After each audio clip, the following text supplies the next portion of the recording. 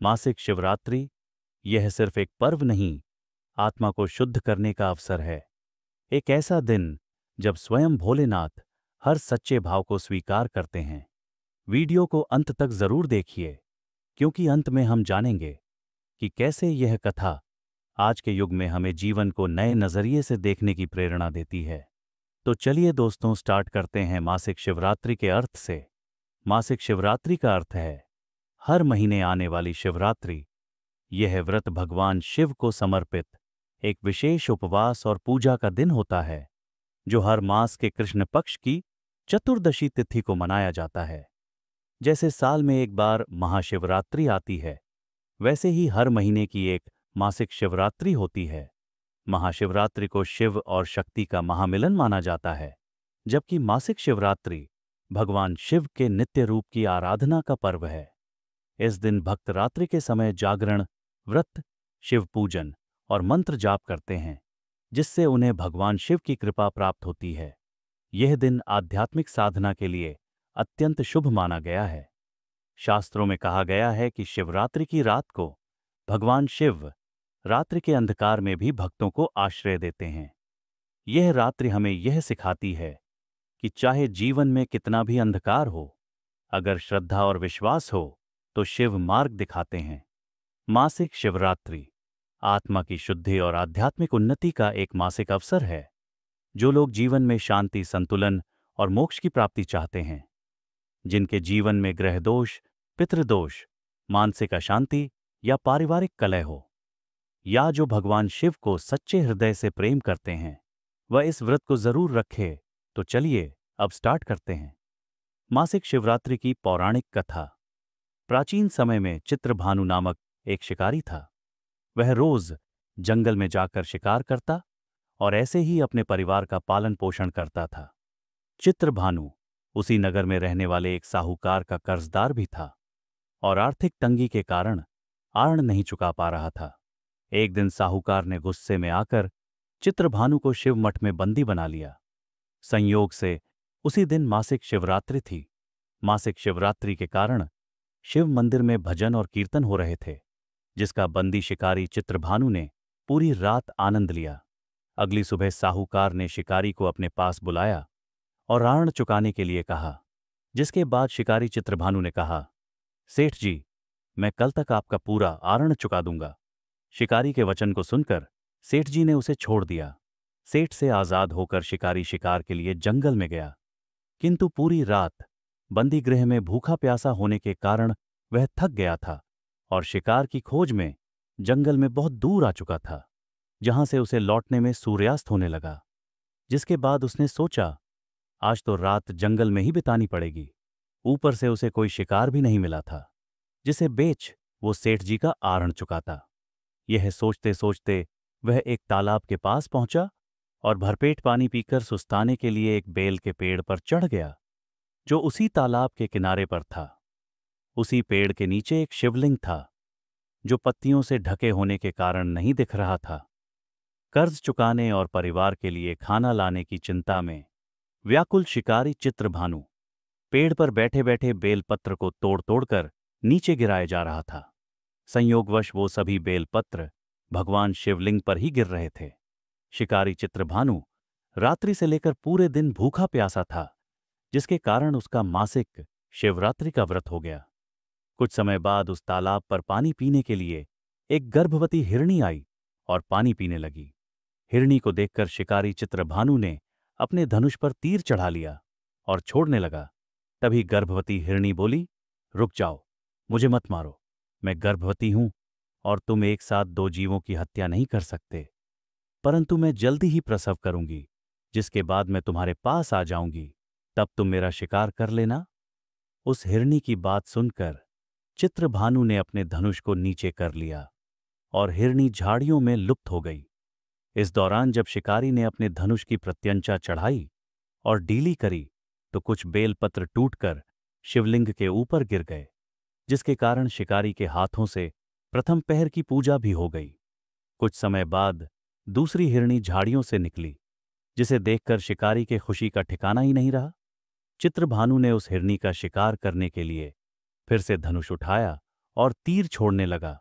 तभी हिरणी बोली, हे शिकारी, आप मुझे मत मारो। मैं अभी रथू से निकली हूं और अपने पति से बिछड़ गई हूं। उसी को ढूंढती हुई मैं यहां तक आ पहुंची। मैं अपने पति से भेंट कर लूं, उसके बाद तुम मेरा शिकार कर लेना। यह कहकर वह हिरणी वहां से चली गई। इस दौरान शिकारी चित्रभानु 2 बार अपना शिकार खो दिया था, जिससे वो और चिंता में पड़ गया। उसे सेठ जी का आरण चुकाने की चिंता हो रही थी। जब शिकारी ने दूसरी बार हिरणी का शिकार करने के लिए धनुष पर प्रत्यंचा चढ़ाई, तो फिर से कुछ बेलपत्र धनुष के टकराने के कारण टूटकर शिवलिंग के ऊपर गिर गए। ऐसे में पूजा का दूसरा पहर भी संपन्न हो गया। ऐसे में अर्धरात्रि बीत गई। कुछ समय बाद एक हिरणी अपने बच्चों के साथ तालाब पर पानी पीने के लिए आई। इस बार चित्रभानु ने बिना देर किए धनुष पर प्रत्यंचा चढ़ाई और तीरे को छोड़ने लगा। तभी वह हिरणी बोली, हे शिकारी, आप मुझे अभी मत मारो। यदि मैं मर गई तो मेरे बच्चे अनाथ हो जाएंगे। मैं इन बच्चों को इनके पिता के पास छोड़ आऊं, जिसके बाद तुम मेरा शिकार कर लेना। उस हिरणी की बात सुनकर शिकारी चित्रभानु जोर से हंसने लगा और कहा, सामने आए शिकार को कैसे छोड़ सकता हूं? मैं इतना भी मूर्ख नहीं हूं। 2 बार मैंने अपना शिकारी खो दिया है, अब तीसरी बार नहीं खोना चाहता हूं। शिकारी की बात सुन हिरणी बोली, हे शिकारी, जिस प्रकार तुम्हें अपने बच्चों की चिंता सता रही है, उसी प्रकार मुझे अपने बच्चों की चिंता हो रही है। मैं इन्हें इनके पिता के पास छोड़कर वापस आ जाऊंगी, जिसके बाद तुम मेरा शिकारी कर लेना। मेरा विश्वास करो। हिरणी की बात सुनकर शिकारी को दया आ गई और उसे जाने दिया। इसी प्रकार शिकारी के हाथों तीसरे पहर की पूजा भी हो गई। कुछ समय बाद एक मृग वहां पर आया। उसे देखकर चित्रभानु ने फिर से अपना तीर धनुष उठाया और शिकार की ओर छोड़ने लगा। तभी मृग ने बड़ी विनम्रता से बोला, हे शिकारी, यदि तुमने मेरे तीनों पत्नियों और छोटे बच्चों को मार दिया है, तो मुझे भी मार दो, क्योंकि उनके बिना मेरा इस दुनिया में कोई नहीं है। यदि तुमने उनको नहीं मारा है, तो मुझे भी जाने दो, क्योंकि मैं उन तीनों हिरणियों का पति हूं और वो मेरी ही तलाश कर रही है। यदि मैं उन्हें नहीं मिला, तो वो सभी मर जाएंगे। मैं उन सभी से मिलने के बाद तुम्हारे पास आ जाऊंगा, जिसके बाद तुम मेरा शिकार कर सकते हो। उस मृग की बात सुनकर शिकारी को पूरी रात का घटनाचक्र समझ आ गया। मृग ने शिकारी को कहा, मेरी तीनों पत्नियां जिस प्रकार प्रण करके गई हैं, उसी प्रकार वो वापस आ जाएगी, क्योंकि वो तीनों अपने वचन की पक्की है। और यदि मेरी मृत्यु हो गई, तो वो तीनों अपने धर्म का पालन नहीं करेगी। मैं अपने पूरे परिवार के साथ शीघ्र ही तुम्हारे सामने आ जाऊंगा। कृपा करके अभी मुझे जाने दो। शिकारी चित्रभानु ने उस मृग को भी जाने दिया और इस प्रकार बार बार धनुष उठाने और नीचे रखने में बेलपत्र गिरने के कारण अनजाने में उस शिकारी से भगवान शिवजी की पूजा संपन्न हो गई, जिसके बाद शिकारी का हृदय बदल गया और उसके मन में भक्ति की भावना उत्पन्न हो गई। कुछ समय बाद मृग अपने पूरे परिवार अर्थात तीनों हिरणी और बच्चों के साथ उस शिकारी के पास आ गया और कहा कि हम अपनी प्रतिज्ञा अनुसार यहां आ गए हैं। हे शिकारी, आप हमारा शिकार कर सकते हैं। जंगल के पशुओं की सच्ची भावना को देखकर शिकारी चित्रभानु का हृदय पूरी तरह पिघल गया और उसी दिन से उसने शिकार करना छोड़ दिया। अगले दिन वो नगर लौटा और किसी और से लेकर उधार लेकर सेठ जी का ऋण चुका दिया और स्वयं मेहनत मजदूरी करने लगा। जब शिकारी चित्रभानु की मृत्यु हुई तो उसे यमदूत लेने आए, किंतु शिवदूतों ने उन्हें भगा दिया और उसे शिवलोक ले गए। इस प्रकार उस शिकारी को मोक्ष की प्राप्ति हुई। मासिक शिवरात्रि की कथा हमें यह सिखाती है कि भगवान शिव केवल वैदिक विधियों से ही नहीं, बल्कि भक्त की निष्कलंक भावना से प्रसन्न होते हैं। शिकारी चित्रभानु इसका साक्षात प्रमाण है, जिसने अनजाने में भी उपवास, बेलपत्र अर्पण और रात्रि जागरण कर लिया और भगवान शिव ने उसकी भक्ति को स्वीकार कर उसे मोक्ष तक प्रदान किया। यह संदेश उन सभी साधकों के लिए आश्वासन है कि सच्चे मन से किया गया हर प्रयास मूल्यवान होता है, भले वह शास्त्र सम्मत हो या नहीं। शिवरात्रि केवल एक धार्मिक अनुष्ठान नहीं, बल्कि यह शुद्धि का साधन भी है। मानसिक स्तर पर व्रत और उपवास से काम, क्रोध, ईर्ष्या और लोभ जैसे विकार शांत होते हैं। शारीरिक रूप से उपवास से शरीर के भीतर की अशुद्धियां बाहर निकलती हैं, पाचन और चयापचय तंत्र सशक्त होता है। आत्मिक रूप से रात्रि जागरण, मंत्र जाप, शिव चालीसा, रुद्राष्टक या महामृत्युंजय मंत्र के पाठ से आत्मा में शिवत्व जागृत होता है। यह पर्व एक ऐसा अवसर है जहां साधक अपने भीतर झांककर स्वयं को शुद्ध कर सकता है और ईश्वर के सान्निध्य को अनुभव कर सकता है। ज्योतिषीय दृष्टिकोण से देखा जाए तो मासिक शिवरात्रि का व्रत करने से अनेक जन्मपत्रिका दोष शांत होते हैं। काल सर्प दोष, ऐसा माना जाता है कि मासिक शिवरात्रि पर रुद्राभिषेक और महामृत्युंजय जाप करने से इस दोष के अशुभ प्रभाव कम हो जाते हैं। पितृदोष, शिव को पितरों के अधिपति के रूप में भी पूजा जाता है। इस दिन तर्पण, जल अर्पण और पिंडदान से पितृ प्रसन्न होते हैं। शनि, राहु और केतु जैसे ग्रहों की शांति के लिए भी शिव उपासना अत्यंत प्रभावी मानी गई है। जो व्यक्ति नियमित रूप से मासिक शिवरात्रि का व्रत करता है, उसकी कुंडली के कई नकारात्मक ग्रह प्रभाव धीरे धीरे समाप्त हो जाते हैं। मासिक शिवरात्रि सिर्फ एक तिथि नहीं, यह एक आत्मिक जागृति का निमंत्रण है। यह दिन शिव के स्वरूप को अपने भीतर ध्यान, व्रत, संयम और करुणा के माध्यम से स्थापित करने का श्रेष्ठ अवसर है। जो साधक इस दिन सच्चे मन से व्रत रखते हैं और शिव का स्मरण करते हैं, उन्हें धर्म, अर्थ, काम और मोक्ष चारों पुरुषार्थों की प्राप्ति होती है। व्रत की विधि: व्रत के दिन प्रातः ब्रह्म मुहूर्त में उठें और स्नान करें। स्नान के पश्चात शुद्ध वस्त्र धारण करें। सफेद या पीले वस्त्र उत्तम माने जाते हैं।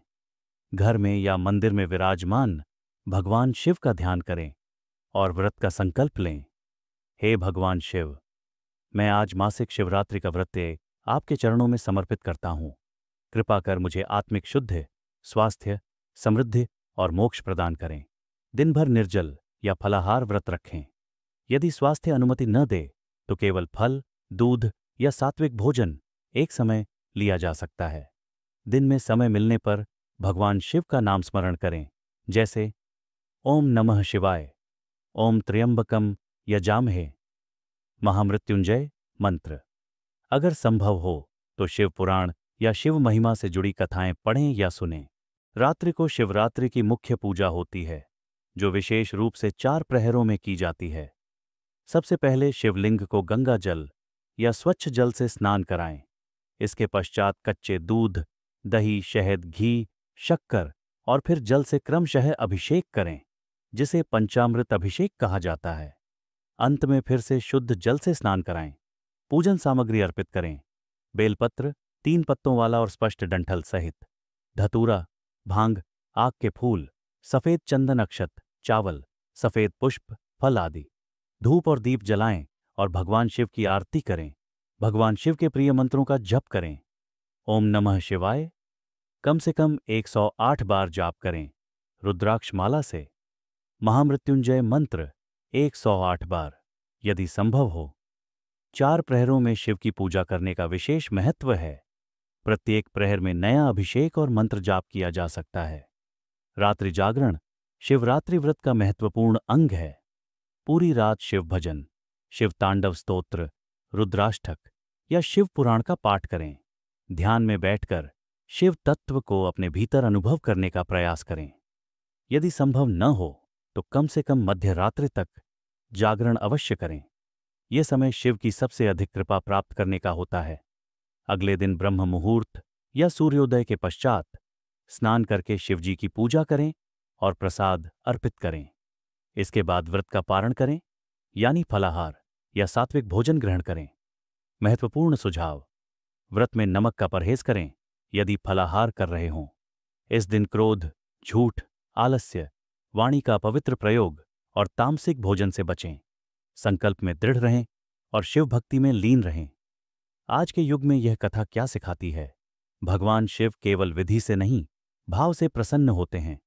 इस कथा का मूल संदेश यही है कि भगवान की आराधना केवल शास्त्रीय विधियों से नहीं, बल्कि निश्चल और सरल हृदय से की गई भक्ति से ही सिद्ध हो जाती है।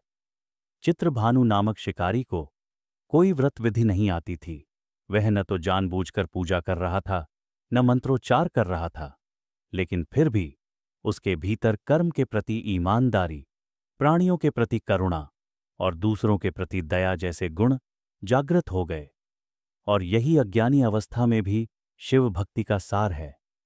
इस युग में जहां लोग अक्सर बाह्य प्रदर्शन को ही भक्ति मान बैठते हैं, यह कथा हमें सिखाती है कि अंतःकरण की पवित्रता ही सच्ची पूजा है। कभी भी किसी भी रूप में की गई सच्ची भक्ति व्यर्थ नहीं जाती। शिकारी चित्रभानु को न तो उपवास का ज्ञान था, न मंत्रों की जानकारी, फिर भी उसने अनजाने में शिवरात्रि का व्रत, बेलपत्र अर्पण और रात्रि जागरण कर लिया। यह सिद्ध करता है कि भक्ति के कर्म अगर सच्चे हृदय से, निस्वार्थ रूप से और संयोगवश भी हों, तो भगवान उन्हें स्वीकार करते हैं। आज के तनावग्रस्त और भाग दौड़ भरे जीवन में जब लोग कहते हैं हमारे पास समय नहीं है पूजा पाठ का, तब यह कथा यह प्रेरणा देती है कि थोड़े से भी समय और भावनापूर्ण मन से किया गया जप या ध्यान भी फलदायी होता है। मासिक शिवरात्रि का नियमित पालन हमें धैर्य, संयम और आंतरिक शांति सिखाता है। मासिक शिवरात्रि हर माह आने वाला आध्यात्मिक आत्मनिरीक्षण का दिन है, जहां हम अपने भीतर झांक सकते हैं। व्रत रखने से इंद्रियों पर नियंत्रण, भोजन और इच्छाओं पर संयम आता है। रात्रि जागरण और ओम नमः शिवाय का जाप हमें भीतर से स्थिर और शांत बनाता है। जीवन में जब हम बार बार असफल होते हैं या कठिन परिस्थितियों में घिर जाते हैं, तब मासिक शिवरात्रि का व्रत हमें धैर्य और विश्वास बनाए रखने की प्रेरणा देता है। जैसा कि चित्रभानु ने दिखाया, आज के युग की चुनौतियों जैसे मानसिक तनाव, असंतोष, अस्थिरता और अवसाद से लड़ने के लिए मासिक शिवरात्रि एक आत्मिक औषधि की तरह है। भगवान शिव सबसे सहज, सरल और करुणामयी देवता हैं। यदि हम तन मन से, बिना दिखावा किए, सच्चे हृदय से उनका स्मरण करें, तो वे हमारी हर पुकार अवश्य सुनते हैं। मासिक शिवरात्रि हमें आध्यात्मिक अभ्यास, भक्ति, संयम और सच्चाई से जीने की राह सिखाती है।